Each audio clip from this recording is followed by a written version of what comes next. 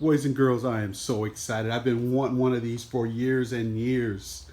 I've been watching eBay, and I tell you what, I was on a layover in Salt Lake City. It's like 1 in the morning. I looked at eBay and it had this in my area, about 5 miles from my house that is, an MFC horizontal milling machine. It's in crazy good shape. It's dirty. It's real dirty, but couple pieces missing, but I tell you, it is gorgeous to me.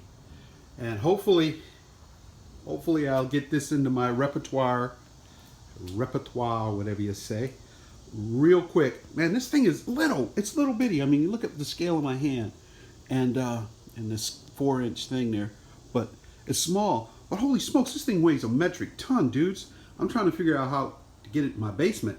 I think what I'm gonna do is take off the knee and the bed here, whatever you call that thing, and get it in my basement, and hopefully this will be in my upcoming videos. I hope you love it as much as I do, and thanks for watching.